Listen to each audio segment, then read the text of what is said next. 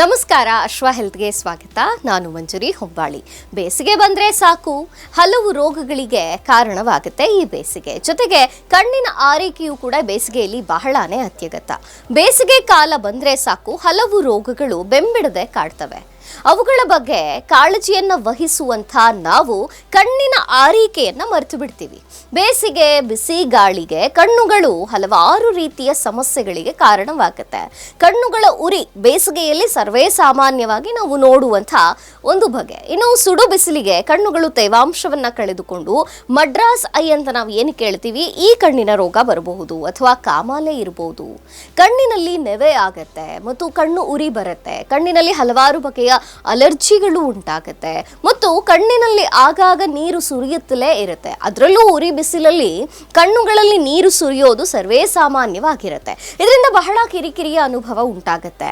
ಕಣ್ಣಿನೊಳಗೆ ಏನೋ ಧೂಳು ಬಿದ್ದಿದೆಯೋ ಅಥವಾ ಯಾಕೋ ನನ್ನ ಕಣ್ಣು ಚುಚ್ಚಿದಂತಾಗ್ತಾ ಇದೆಯಲ್ಲ, ಏನಾಗಿದೆ ನನ್ನ ಕಣ್ಣಿಗೆ, ಹೀಗೆ ಹಲವು ರೀತಿಯ ಕಣ್ಣಿನ ಸಮಸ್ಯೆಗಳು ಈ ಬೇಸಿಗೆಯಲ್ಲಿ ಎದುರಾಗುತ್ತೆ. ಇವುಗಳ ಬಗ್ಗೆ ನಿರ್ಲಕ್ಷ್ಯ ಖಂಡಿತವಾಗಿಯೂ ಮಾಡಬಾರದು. ಇಂಥ ಸಂದರ್ಭಗಳಲ್ಲಿ ಕಣ್ಣಿನ ಆರೈಕೆ ಹೇಗೆ ಮಾಡಬೇಕು, ಕಣ್ಣಿನ ಆರೈಕೆ ಹೇಗಿರಬೇಕು ಅನ್ನೋದನ್ನ ನಾನು ಹೇಳ್ತೀನಿ. ಪೂರ್ತಿಯಾಗಿ ವಿಡಿಯೋ ನೋಡಿ. ಕಣ್ಣಿನ ಆರೈಕೆ ನಮಗೆ ಅತ್ಯವಶ್ಯಕ. ಇನ್ನು ಸನ್ಗ್ಲಾಸ್ ಬಳಕೆ ಮಾಡಿ ಸುಡು ಬಿಸಿಲಿನಲ್ಲಿ ಮನೆಯಿಂದ ಹೊರಗೆ ಬರುವಂಥ ಅಗತ್ಯ ಬಂದಾಗೆಲ್ಲ ಸನ್ಗ್ಲಾಸ್ನ ಬಳಕೆ ಮಾಡಬೇಕು. ಬೈಕ್ ಇರ್ಬೋದು, ಕಾರ್ ಇರ್ಬೋದು ಅಥವಾ ಇನ್ಯಾವುದೇ ಥರದ ವಾಹನಗಳನ್ನ ನಾವು ಓಡಿಸುವಾಗ, ಚಾಲನೆಯಲ್ಲಿರುವಾಗ ಈ ವೇಳೆಯೂ ಕೂಡ ಸನ್ಗ್ಲಾಸನ್ನು ಬಳಕೆ ಮಾಡೋದು ಬಹಳಾನೇ ಅಗತ್ಯ. ಇದರಿಂದ ಧೂಳಿನ ಕಣಗಳು ಮತ್ತು ಆ ಬಿಸಿ ಗಾಳಿ ಏನಿದೆಯಲ್ಲ ಅದು ಕಣ್ಣಿಗೆ ಸೇರದಂತೆ ಇದು ತಡೆ ಹಿಡಿಯುತ್ತೆ. ಜೊತೆಗೆ ಸ್ವಿಮ್ಮಿಂಗ್ ಅಥವಾ ಕ್ರೀಡೆಯಲ್ಲಿ ಅಥವಾ ಇನ್ನು ಹೊರಾಂಗಣದಲ್ಲಿ ಕೆಲಸ ಮಾಡುವಂತಹ ಸಂದರ್ಭದಲ್ಲಿ ಪ್ರೊಟೆಕ್ಟಿವ್ ಸನ್ ಗ್ಲಾಸ್ಗಳನ್ನ ಮಿಸ್ ಮಾಡದೆ ಬಳಕೆ ಮಾಡಬೇಕಾಗತ್ತೆ. ಇನ್ನು ಕಣ್ಣಿನ ಅಲರ್ಜಿಗಳ ಬಗ್ಗೆ ಜಾಗರೂಕರಾಗಿರಬೇಕು. ಅಲರ್ಜಿಕ್ ಕ್ಯಾಂಜಕ್ಟಿವ್ಸ್ ಅಂತ ಏನು ಕರಿತೀವಿ, ಇದರ ಬಗ್ಗೆ ನಮಗೆ ಕಾಳಜಿ ಇರಬೇಕು. ಸಾಮಾನ್ಯವಾಗಿ ಬೇಸಿಗೆಯಲ್ಲಿ ಈ ಸಮಸ್ಯೆಗಳು ಕಾಣಿಸಿಕೊಳ್ಳುತ್ತೆ. ಕಣ್ಣುಗಳು ಕೆಂಪಾಗೋದು, ತುರಿಕೆಯ ಲಕ್ಷಣಗಳು ಕಾಣೋದು. ಈ ತುರಿಕೆಯ ಲಕ್ಷಣಗಳು ಬೇಸಿಗೆಯಲ್ಲಿ ಬಹಳ ಕಂಡು ಬರುತ್ತೆ. ಅಲರ್ಜಿ ಆಗತ್ತೆ, ಕಿರಿಕಿರಿ ಆಗತ್ತೆ. ಈ ಲಕ್ಷಣಗಳು ಕಂಡು ಬಂದ್ರೆ ಏನ್ ಮಾಡಬೇಕು? ತೀವ್ರವಾದಂಥ ಉಜ್ಜುವಿಕೆಯನ್ನ ಮಾಡಬಾರದು. ಆ ಕಣ್ಣು ಉರಿತಾ ಇದೆ ಅಂತ ಕಣ್ಣನ್ನ ತೀವ್ರವಾಗಿ ಉಜ್ಜಿಕೊಳ್ಳಬಾರದು. ಶೀಘ್ರಗತಿಯಲ್ಲಿ ಸ್ವಚ್ಛ ನೀರಿನಿಂದ ಅಥವಾ ಒಂದು ಶುದ್ಧವಾದ ಬಟ್ಟೆಯಿಂದ ಕಣ್ಣನ್ನ ಮೊದಲು ಒರೆಸಿ ತದನಂತರ ಕಣ್ಣಿನ ವೈದ್ಯರನ್ನ ಸಂಪರ್ಕಿಸೋದು ಬಹಳ ಉತ್ತಮ.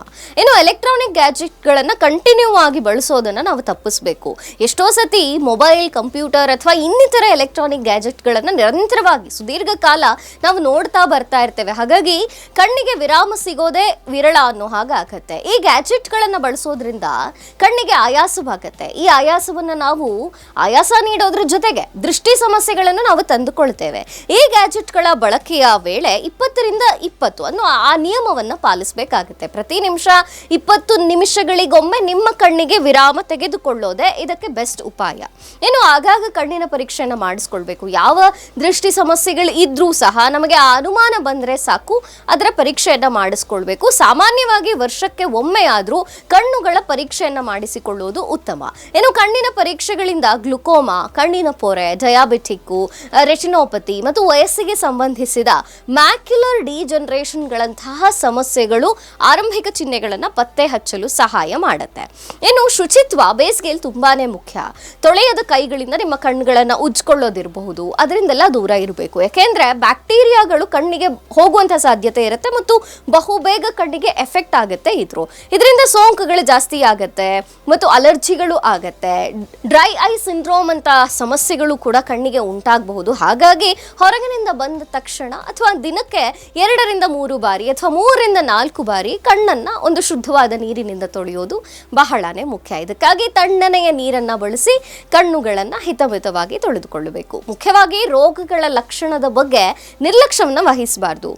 ನಮ್ಮ ದೃಷ್ಟಿ ಅಥವಾ ಕಣ್ಣಿನ ಸ್ಥಿತಿ ಯಾವ ರೀತಿಯಲ್ಲಿದೆ, ಬದಲಾವಣೆ ಆಗ್ತಾ ಇದೆಯಾ, ಏನಾದರೂ ವ್ಯತ್ಯಾಸಗಳು ಕಂಡು ಬಂತಾ ಅನ್ನೋದ್ರ ಬಗ್ಗೆ ನಮಗೆ ಸದಾ ಜಾಗರೂಕತೆ ಇರಬೇಕಾಗುತ್ತೆ. ಇನ್ನು ಕಣ್ಣಿನ ಅಸ್ವಸ್ಥತೆ ಏನಿದೆಯಲ್ಲ, ಅಂದ್ರೆ ಕಣ್ಣು ಕೆಂಪಾಗೋದು, ತುರಿಕೆಯಾಗೋದು, ಹಠಾತ್ ದೃಷ್ಟಿ ಪಲ್ಲಟಗಳಂತಹ ನಿರಂತರವಾದ ರೋಗದ ಲಕ್ಷಣಗಳು ಕಂಡು ಬಂದ್ರೆ ತಕ್ಷಣ ವೈದ್ಯರನ್ನ ಸಂಪರ್ಕಿಸಬೇಕಾಗತ್ತೆ, ವೈದ್ಯರ ಸಹಾಯವನ್ನ ಪಡಿಬೇಕಾಗತ್ತೆ. ಹಾಗಾಗಿ ಸಾಧ್ಯವಾದಷ್ಟು ಕಣ್ಣಿನ ಬಗ್ಗೆ ಜಾಗ್ರತೆ ಇರಲಿ. ಇನ್ನು ಉತ್ತಮವಾದಂತಹ ಸುದೀರ್ಘ ನಿದ್ದೆ ಮಾಡೋದು ಬೇಸಿಗೆಯಲ್ಲಿ ಬಹಳನೇ ಬೆಸ್ಟ್. ಕಣ್ಣಿನ ಆರೋಗ್ಯ ಸೇರಿದಂತೆ ಒಟ್ಟಾರೆ ಆರೋಗ್ಯಕ್ಕೆ ನಿದ್ದೆ ಅನ್ನೋದು ಅಮೃತ ಇದ್ದಂತೆ. ಹಾಗಾಗಿ ಸಾಕಷ್ಟು ನಿದ್ದೆಯನ್ನ ಮಾಡೋದು ಮುಖ್ಯ.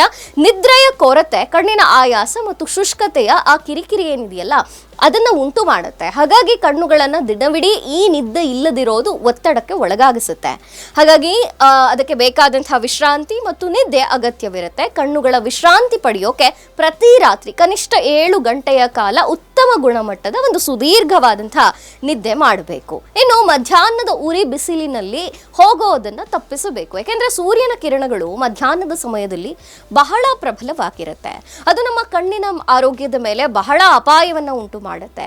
ನಮ್ಮ ದೃಷ್ಟಿ ಹಾನಿಕಾರಕ ಅಂದ್ರೆ ನಮ್ಮ ಕಣ್ಣಿನ ದೃಷ್ಟಿ ಏನಿದೆಯಲ್ಲ ಈ ಯುವಿ ಕಿರಣಗಳ ಪ್ರಭಾವದಿಂದ ಅದನ್ನು ತಪ್ಪಿಸಿಕೊಳ್ಳೋಕಾದ್ರೂ ನಾವು ಒಳಾಂಗಣದಲ್ಲೇ ಇರಬೇಕು. ಆದಷ್ಟು ಮನೆಯಲ್ಲೇ ಇರಿ ಅಂತ ವೈದ್ಯರು ಕೂಡ ಸಲಹೆ ನೀಡ್ತಾರೆ. ಮನೆಯಲ್ಲೇ ಮಾಡುವಂತಹ ಅಥವಾ ಆಫೀಸಲ್ಲೇ ಇರುವಂತಹ ಅಥವಾ ಒಳಾಂಗಣ ಚಟುವಟಿಕೆಗಳು ಯಾವ್ದಿರುತ್ತೋ ಆ ಸಮಯದಲ್ಲಿ ಅದನ್ನೇ ಆಯ್ಕೆ ಮಾಡಿಕೊಂಡು ಹೊರಗೆ ಹೋಗದಂತೆ ಹೆಚ್ಚು ನೆರಳಿನ ಆಶ್ರಯದಲ್ಲಿ ನಾವು ಅವಾಗ ಇರುವಂತೆ ಮಧ್ಯಾಹ್ನದ ಸಮಯ ನಮ್ಮನ್ನು ನಾವು ನೋಡಿಕೊಳ್ಳಬೇಕಾಗತ್ತೆ. ಹೀಗೆ ಹೊರಗೆ ಓಡಾಡೋದನ್ನು ಕೂಡ ಕಡಿಮೆ ಮಾಡಿದ್ರೆ ನಮ್ಮ ಕಣ್ಣಿನ ಆರೋಗ್ಯವನ್ನ ಕಾಪಾಡಿಕೊಳ್ಳಬಹುದಾಗಿದೆ. ಇದಿಷ್ಟು ಕಣ್ಣಿನ ಆರೋಗ್ಯ ಮತ್ತು ಕಣ್ಣಿನ ಉತ್ತಮಿಕೆ ಈ ಒಂದು ಬೇಸಿಗೆ ಕಾಲದಲ್ಲಿ ಯಾವ ರೀತಿಯಾಗಿ ಒಳ್ಳೆ ರೀತಿಯಿಂದ ಇಟ್ಕೊಳ್ಬಹುದು ಅನ್ನೋದ್ರ ಬಗ್ಗೆ ಆಗಿತ್ತು. ಇಂಥ ವಿಶೇಷವಾದಂತಹ ಹೆಲ್ತ್ ಟಿಪ್ಸ್ಗಳಿಗಾಗಿ ನೋಡ್ತಾ ಇರಿ ಯಶ್ವ ಹೆಲ್ತ್.